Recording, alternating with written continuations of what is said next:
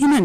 Uummatatu geessuu dide uummatiin galmeessinuu jedhee dide ijoolleen leeftar hin barannu maqaa godina saniitiin hin barannu jette dhaabbatee mootummaallee fala uummataaf hin kennine. Kun amma nuuf yaaddoo guddaa fi barumsi waggaa kana darree ijoollee irratti dhiibbaa waan fiduuf yaaddoo nu ga'ee jira. Kun silaa addeenatti koomingaa fi biyyaa kun gabaabinumatti akka barumsi kunillee golobamee hande deebii argatee ijoollee barumsan nuuf. Odeessaalee gaggabaaboo dabaaluun sagantichaaf Raa'ol Balaa dhiyeessa.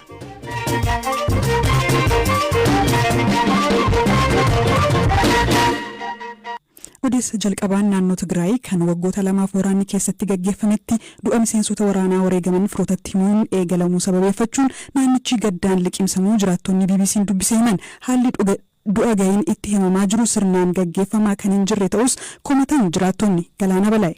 Naannoo Tigraay kan waggoota lamaaf waraanni keessatti gaggeeffametti maatii fi firoota qabsaa'ota wareegamaniitti du'a himuun gaggeeffamuu eegaleera. BBC'n akka odeeffatetti naannichatti iddoowwan garaa garaatti du'a himuun erga eegalee booda aadaa naannichaatiin sirni awwaalchaa agwaal yookaan gifii jedhamu gaggeeffamaa jira. Kana malees karaa amantiitiin sirni kadhannaa taasifamaa jiraachuu odeeffanneerra. Magaalaa Maqaleetti jiraataa kutaa magaalaa Addii Haqii kataan obbo Birhaanuu Gabree yaada BBC'f kennaniin torban lamaan darbe keessa duuti loltoota hedduu waan maatiitti himameef magaalittii keessa miira gaddaatu mul'ata. Namoonni baay'eenis gadda maatii firaa fi kanneen beekanii taa'aa jiru jedhu. Naannoo isaaniitti du'a himuun sanbata eegale torban dhufutti darbuu isaatiin wal qabate ammoo ollaa fi firooti bahanii hin deebiin waan jiraniif baay'ee sodaanneerra dhiphanneerraa jedhu. Dhiyeenya kana Maqaleerraa gara Shiree imalee ka ture Ma'aarag Haayilee BBC'tti akka himatti naannichatti iddoowwan garaa garaatti mardoon namootatti himamaa jira.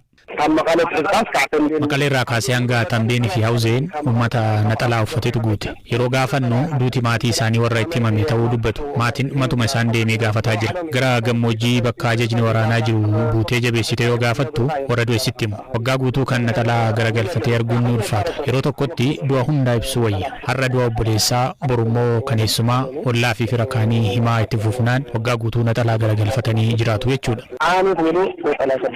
Jiraataa magaalaa Wuqroo akka ta'an obbo Daani'el achittis maatii firoonni jalaa du'an duuti itti himamaa jiraachuu garuu adeemsichi sirna kan hordofe waan hin taaneef miidhaa qorqalbii geessisaa jiraachuu ibsan.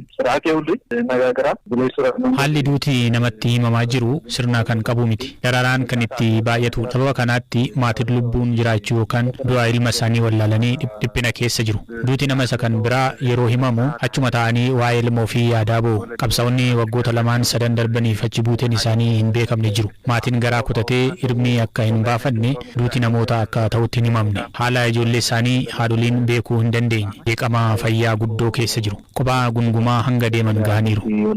Du'a himuun naannoo Tigraay eegaluun kan dhaga'ame pirezidantiin bulchiinsa yeroo naannichaa obbo Geetaachoo Raddaa torban darbe keessa hojiin kun eegaluuf akka jiru ibsu booda qabsaa'ota kumaan lakkaa'aman kanneen aarsaa lubbuu kanfalaniif haala kabaja isaanii madaaluun ifatti mardoo himuudhaan yoo xinnaate hanga tokko isin waliin jirraa jennee maatii isaaniitiif ergaa dabarsinaa jedhanii ture. Gaazexeessaan Sagalee Ameerikaa sagantaa Tigriffaa Mulgeetaa Atsbahaa kadheenya gara Addiigiraat imalee ture wayitan Maqalee gara Addiigiraat imaletti daandii irratti haadholii uffata gaddaa uffatan hedduun argaa ture.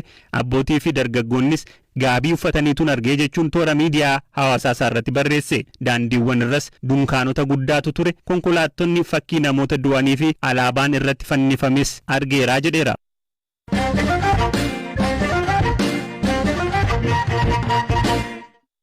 Caaseffama haaraa fi hundeeffamuu godina Boorana Bahaa mormuun aanaa Gooroo Doolaatti barattoonni guutummaa guututti galmee akka hin raawwanne jiraattonnii fi hooggantoonni barnootaa BBC'tti himaniiru.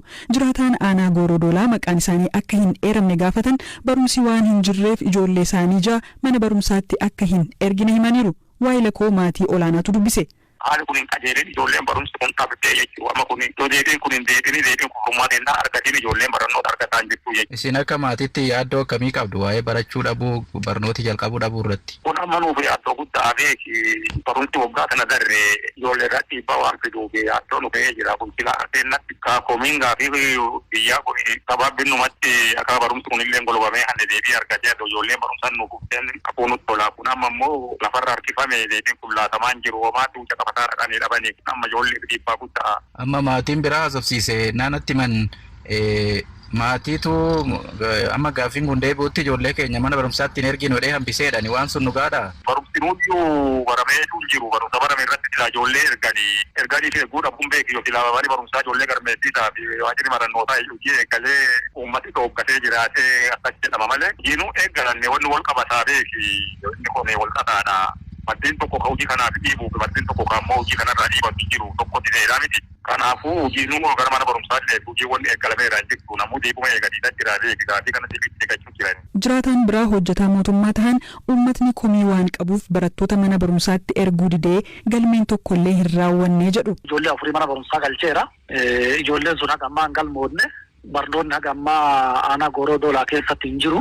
Aanaa Gooroo Doolaa qofaa miti aanaa Liibanii gandoota 6 keessatti gujiin qubatu keessa aanaa ganda Qarsaa Mallee jedhamuu fi ganda Argee tootaaliin galmoodne gandoota hafanii muraasa galmaawanii jiran malee galmeen tokkollee hin jiru ijoolleen barachaa hin jirtu jecha. Amma waa'ee galmee barattootaa kana maatiitu mana barumsaa geessuu dide ijoollee isaanii geessuu didan moo manuma barumsaatu banamee galmee hin jalqabne? Uummatatu geessuu dide uummati hin galmeessinuu jedhee dide ijoolleen leemtarii hin barannu maqaa godina saniitiin hin barannu jette dhaabbatee mootummaallee fala uummataaf hin kennine. Isin akka maatiitti waan kun sin yaaddeessu? Akka malee nu yaaddeessu. Nu yaaddeessaa mootummaa yoo silaa deebiin kenna jedhee ture gaafa hanqinaa maqaan hin jijjiiramaa jedhee yoo maqaan kun jijjiiramee yookiin hundeeffamni godinaa kun sirraa'ee gaaffiin uummataa deebite torbaan kana keessa mindaan hin kaffalamee barsiisotaa mindaan kaffalamee yoo gara galmee galan torbaan tokko bifa duulaallee galmeessuu dandeenya. Waan kana eegaa turre haga ammaa mootummaan deebiin kennine.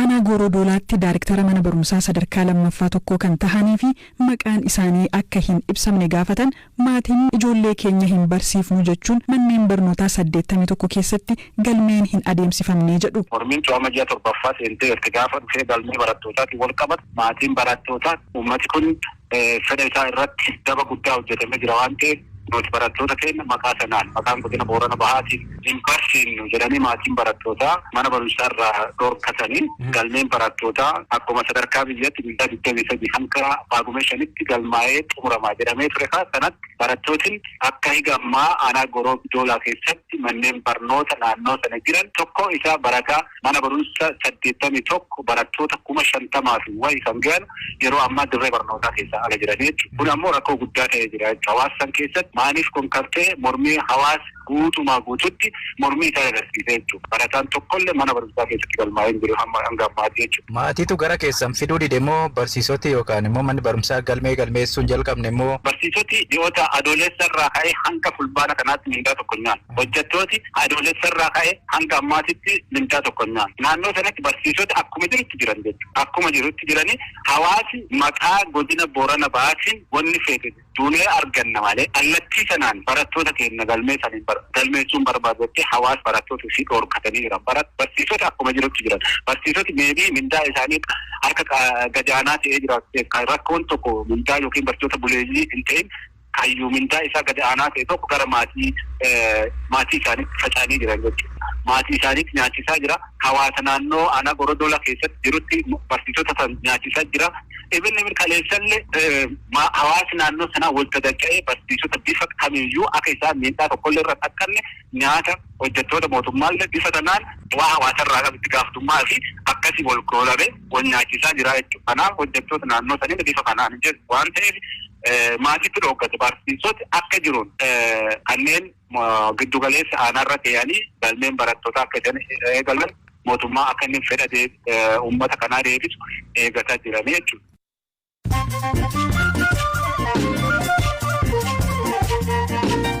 Dhaggeeffattoota keenya amannoo odeessaalee gaggabaaboon isinitti hima. Keeniyaan bara 2027tti wiirtuu niwukileeraa fayyadamuun anniisaa maddisiisuu ijaaruu akka eegaltu aangooti biyyattii ibsan. Wiirtuun anniisaa meegaawaatii 1,000 maddisiisuu kan waggootii dheeraaf yaadamaa ture karoora biyyattiin anniisaa qulqulluu qabaachuu fi dandeettii anniisaa uumuu dabaluuf qabdu keessa isa tokkodha jedhameera. Karoorri wiirtuu kana ijaaruu wal fakkaataan kana duras himamaa tureera. Ogeessi naachaa beekamaan Biriitanii miidhaa saalaa saroota irraan gahuu dabalatee yakkoota 60 tahaniin himatame. Manni murtii Awustiraaliyaa namni Adam Biriitan jedhamu saroota akka malee dararuun hanga hundi isaanii du'anitti viidiyoo agarsiisu waraabaa ture jedhe. Sana booda viidiyoo miidhaa kanneen agarsiisu miidiyaalee irrattis maxxanseera jedhameera. Weellistuun beekamtuun lammii Koolombiyaa Shaakiraan gibira waliin dha'uun yeroo lammataaf mootummaa Ispeeniin himatamte. Abbootiin alangaa Ispeen Shaakiraan bara 2018 gibira $7 miliyoona ta'uun waliin dhoofte jechuun himataniiru. Taanzaaniyaan simbirroota weerartuu kuweelaa jedhaman miliyoona 5 ajjeesuun miidiyaan biyya keessaa gabaase.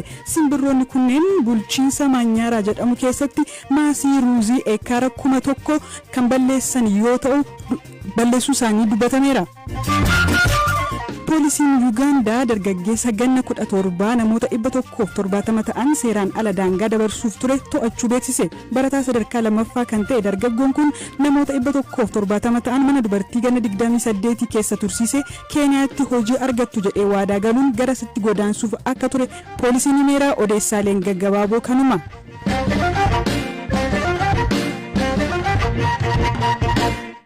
Naannoo Tigraay erga waliigalteen nagaa taasifamee booda namoonni 1,329 ta'an beelaan du'uu mirkaneeffachuu ogeessoti dhimma kana qoratan himan. Qorannoon qondaalota fayyaa naannoo Tigraay fi Yuunivarsiitii Maqaleen adeemsifame yeroo ammaatti naannicha keessatti rakkoon ijoo du'a namootaaf sababa ta'aa jiru beeladhaa jedha. Kunis dhibbeentaa 68 qabataa jedha. Qorattoota kunneen eeruun hagayya 15 hanga 29 aanaalee naannichaa 9 fi kaampiiwwan buqqaatotaa 53 irra deemuun hojjettoota fayyaan qorannoon adeemsifame namoonni sababa beelaan lubbuu dhaban guddaa ta'uu hima. Qorannoon kun biyyooti gamtooman hanna midhaan nyaataa Tigraayitti mudateen deeggarsa dhaabuun du'uu namootaaf sababa tokkodha jedheera. Mootummaan Itoophiyaa dhorkaan deeggarsaa midhaan nyaataa jiru akka dhaabbatu barbaadus Ameerikaa fi UN ammoo to'annoo mootummaan dhiyeessii nyaataa irratti qabu akka dhaabu barbaadu.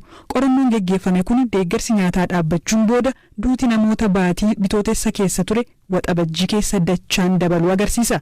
Uummata naannoo Tigraay keessaa miliyoona 5.4 kan ta'an deeggarsa namoomaa kan barbaadan yoo ta'u akka waliigalaatti Itoophiyaa keessa namoonni miliyoona 20 ta'an deeggarsi midhaan nyaataa isaan barbaachisa.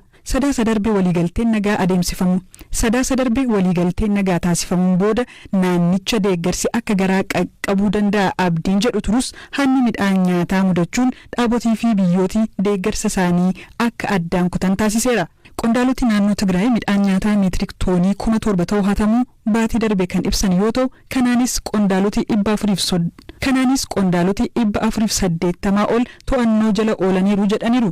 Mootummootni gamtoomanii fi US dhimma kana ammallee qorachaa jiru. Gama biraan naannoo Amaaraa bulchiinsa saba Waagimraa fi kaaba Gondaritti hongee mudateen namoonni 16 beelaan lubbuun darbuu fi kaan immoo balaa du'aaf saaxilamuu bulchaan aanaa Jaanamoora Shaggaw Tasammaa BBC'tti himaniiru. በአሁኑ ክረምት 13 ቀበሌዎች ጭራሽ ዝናብ የሚባል አልዘነበም። ገና ሰሚላናን ገንዶታ ኩደስሌ ከሰት ሮብኒ ተስማን ሮብ ወንጌ ወጋ ደርቤ ፊ አመ ሮብኒ ዲቡን አከሱመስ ደገርሲ ሚዳኛ ታይሮፍ ተው ቀቀቡ ዳቡን ራኮ ከነውመ ገንዶታ ሶዱም የሰደጅራን ከይሳ ኩደሰዲ ወንጌ አማ ከይሰ ጅሩ ሎኒሳኒስ መርገን አርገን ከናን ነሞኒ ኩደ ጃታን ልቡን ደርቤራ ቢዲሉቲ መና ሞቶርባፍ ዲበሸን ታኔስ ሰበሙ ከናን ዱአኔሩ dhukkuba garaa kaasaa dabalatee hooqxoo fi kaanis mudatee jira. Bineeldoti lubbuun jiranis waan hafan miti. Gabaatti ba'anii waan gurguraman fayyis miti. Akka boranaa miti malee wagguma waggaa naannoo kana hongeen numa jira. Namoonni kunneen duraan gandaatii sooratu ture. Bullaasaan irraa hirmaachatti kan isaan jiraachaa turan. Garuu nyaanni risaa yeroo deemu maasaa isaanitti deebi'anii tochumaan hafu. Namoota du'an keessaa baay'een dubartootaa fi jaarsotadha. Deeggarsi duraan sagantaa nyaata addunyaan kennamaa ture addaan citeetu jira. Qonnaan bultoonni 4,000 ta'an qe'ee isaanii gadhiisanii iddoo deeman hin beeku. Yeroo hojiif sochoonu kanneen manni isaanii cufamee ni arganna. ቤታቸውን ለቆ ከሄዱበት አላወቅናቸውም። ያ ቤታቸው የተዘጋ እናገኛለን ስንንቀሳቀስ።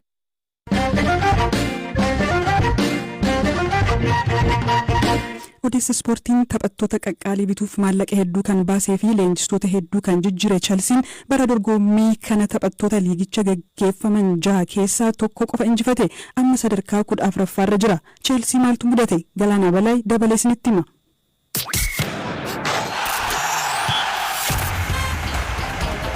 Wanti Chelsea tuqe maali? Gaaffiin kun deeggartoota, jaallattootaa fi akkasumas xiinxaltoota Premier League Ingiliz irraa irra deddeebiin dhaga'amaa jira.